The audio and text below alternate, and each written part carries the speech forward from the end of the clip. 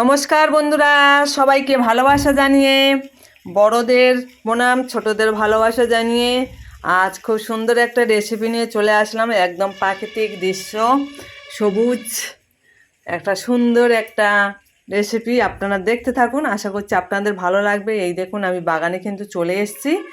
এগুলো হচ্ছে পালং শাকের জটা বা পালং শাকের ফুল বলা চলে। আপনারা কি নামে চেনেন আমি জানি না, বা শীষ ওলা পালং বলে অনেকে। তবে আমি একদম মাথার ধারতে ছোট ছোট একদম কচি, খুব সুন্দর নরম নরম দেখে আমি তুলে নিচ্ছি কিছুটা।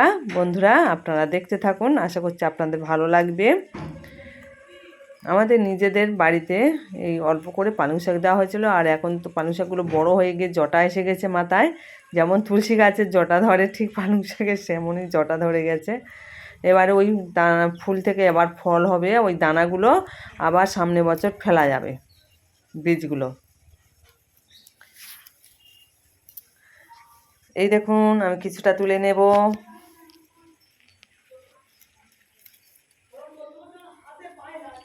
এই দেখুন বন্ধুরা, আমি তুলে নিয়েছি।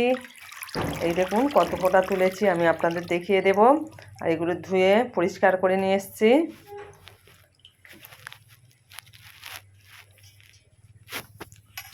এবারে একটু কেটে নেব ছোট ছোট টুকরো করে। এগুলো কার খেতে ভালো লাগে আপনারা বলবেন। খুব সুন্দর দেখতে লাগছে, তাই না বন্ধুরা? খুব সুন্দর লাগছে দেখতে, অপূর্ব।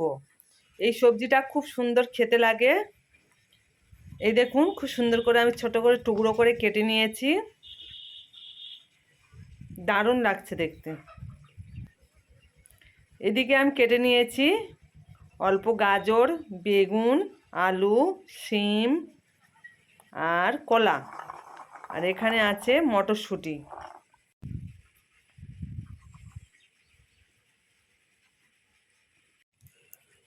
অলরেডি আমি কিন্তু উনুনটা ধরিয়ে দিলাম।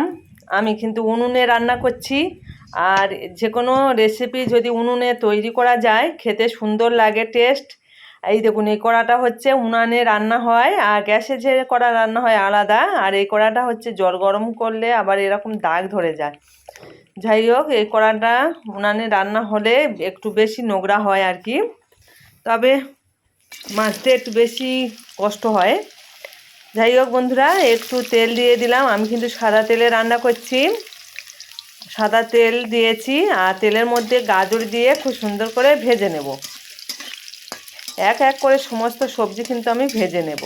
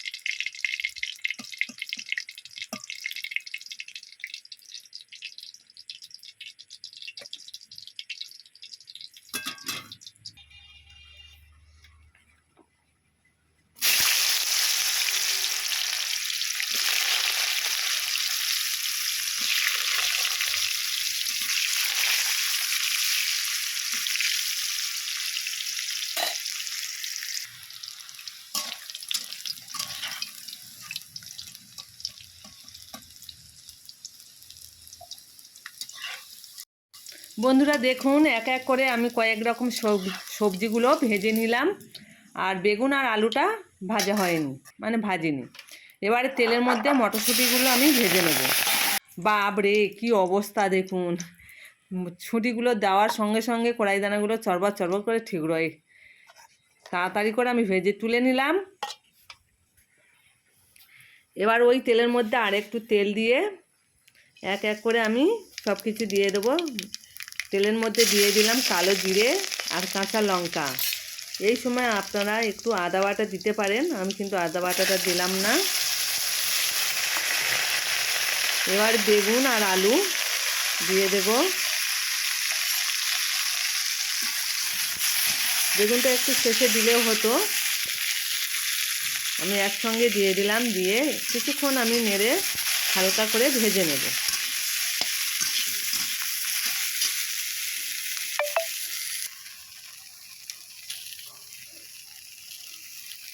কিছুক্ষণ ভেজে নেওয়ার পরে আমি দিয়ে দিলাম লাল লঙ্কার গুঁড়ো আর হলুদের গুঁড়ো।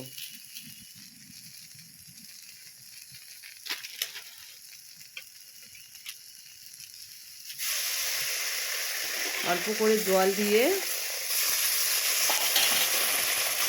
যেহেতু গুঁড়ো মশলা দিলাম, অল্প করে জল দিয়ে আমি নেড়ে চেড়ে নেব।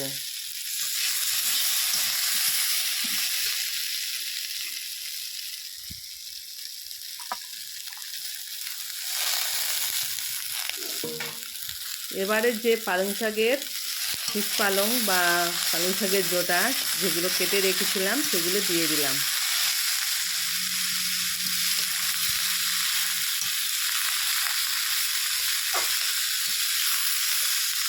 পালং শাকের জোটাগুলো দেওয়ার পরে একটু বেশি মতন লাগছে, কিন্তু কিছুক্ষণ নাড়াচাড়ার পরে কমে যাবে।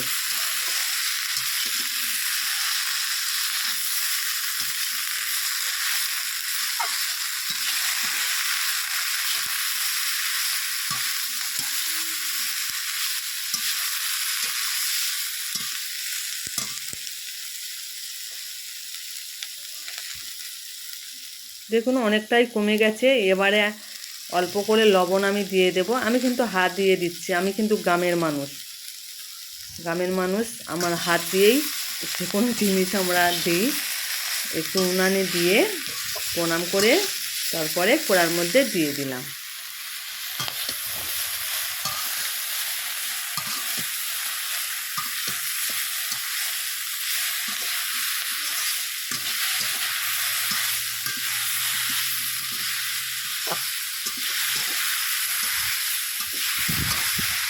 লবণটা দিয়ে খুব সুন্দর করে আরও কিছুক্ষণ নাড়িয়ে চাড়িয়ে নিলাম। সমস্ত সবজি দেখুন খুব সিদ্ধ হয়ে গেছে।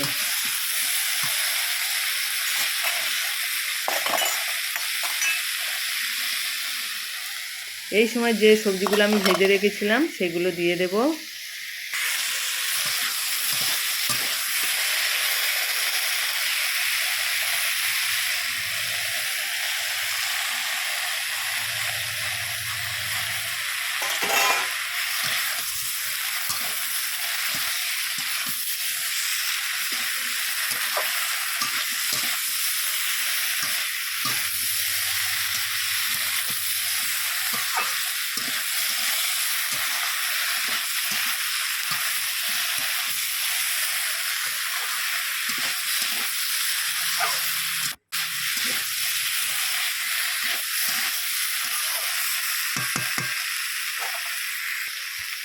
খুব সুন্দর করে আমি কষিয়ে নিয়েছি কিছুক্ষণ। সমস্ত সবজি কিন্তু আমার সিদ্ধ হয়ে গেছে। ঠিক এই সময় আমি দিয়ে দেব 1 চামচ জিরের গুঁড়ো আর 1 চামচ ধনের গুঁড়ো।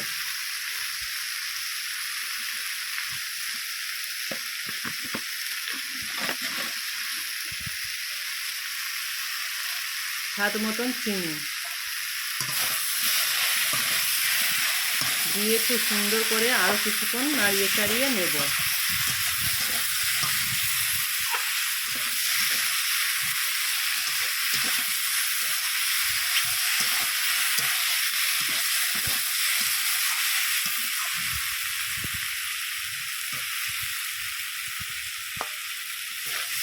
সমস্ত সবজি সিদ্ধ হয়ে গেছে, আবারও দেখিয়ে দিলাম।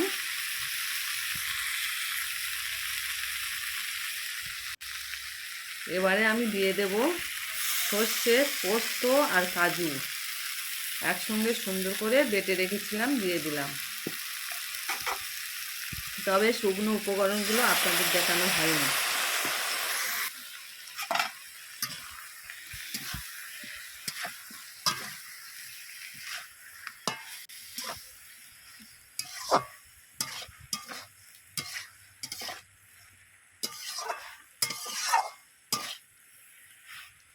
অল্প কিছুক্ষণ নাড়িয়ে চাড়িয়ে নিয়ে যে পাত্রে রেখেছিলাম সেই পাত্রটা ধুয়ে একটু করে জল দিয়ে দিলাম, দিয়ে আরও অল্প কিছু জল দিয়ে দিলাম।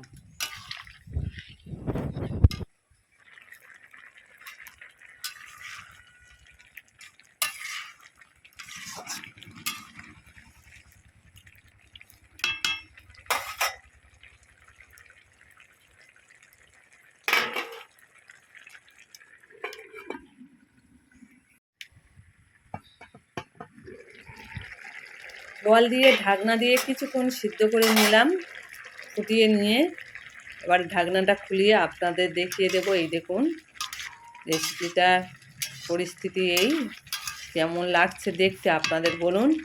তবে উনুনে রান্না করছি, প্রচণ্ড হারে হাওয়া হচ্ছিল বন্ধুরা, ধোঁয়ায় ধোঁয়াকার হয়ে গেছে, কিছুই দেখা যাচ্ছে না। ঠিক এই সময় আমি দিয়ে দেব মটরশুঁটিগুলো ভাজা, যে মটরশুঁটিগুলো ভেজে রেখেছিলাম, আর দেওয়ার সঙ্গে সঙ্গে অবস্থাটা দেখেছেন তেলের মধ্যে শুঁটিগুলো দেওয়া। আপনারা যদি মটরশুঁটি যখন ভাজবেন কড়াইতে হালকা সামান্য তেল দিয়ে তারপরে মটরশুঁটিগুলো ভাজবেন, বেশি তেলের মধ্যে দিলে আমার মতন হাল হবে।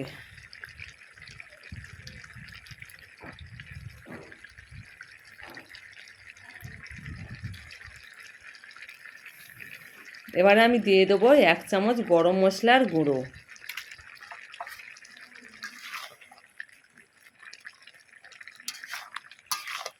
গরম মশলাটা দিয়ে খুব সুন্দর করে নাড়িয়ে দিলাম, যে তাহলে মশলাটা চতুর্দিকে মিশে যাবে প্রত্যেকটা সবজির মধ্যে। আরও কিছুক্ষণ মশলা দেওয়ার পরে ঢাকা দিয়ে দেব।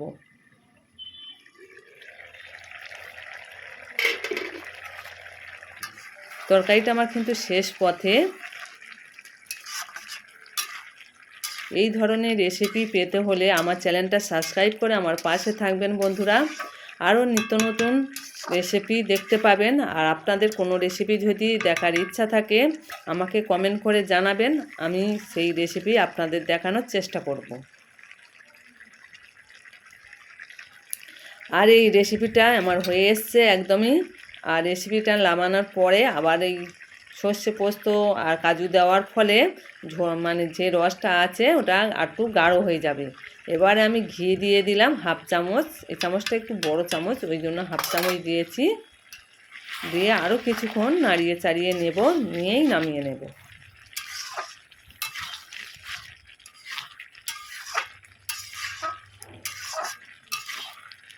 সামান্য সবজি দিয়ে অসামান্য টেস্টি একটা রেসিপি, আপনারা একবার হলেও বাড়িতে তৈরি করে দেখতে পারেন। খুব সুন্দর টেস্ট হয়েছিল বন্ধুরা। একটু অন্যরকমভাবে তৈরি করলাম পালংয়ের রেসিপি।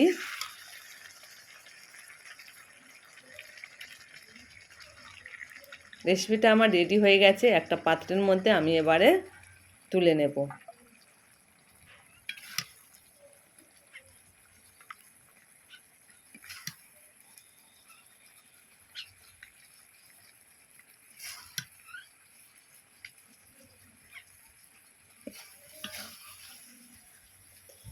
অপূর্ব টেস্টি হয়েছিল বন্ধুরা, খুব সুন্দর খেতে লেগেছিল। এই দেখুন রেসিপির আমার তৈরি হয়ে গেছে। এতক্ষণ ধৈর্য সহকারে যেসব বন্ধুরা আমার ভিডিওটা দেখছেন, যারা এখনও লাইকটা দেননি লাইকটা দিয়ে দিন। নতুন বন্ধু আমার পাশে থাকবেন, সাপোর্ট করবেন, আপনারাও আমার ভিডিও দেখবেন। আশা করছি আপনাদেরও ভালো লাগবে। আর এই রেসিপিটা কেমন হলো ছোট্ট করে একটা কমেন্ট করে দিও বন্ধুরা। কেমন লাগছে আপনারা দেখছেন, কিন্তু অপূর্ব টেস্টি হয়েছিল। খুব সুন্দর শীতের সবজির টেস্টি রেসিপি। সবাইকে ভালোবাসা জানিয়ে বিদায় নিলাম।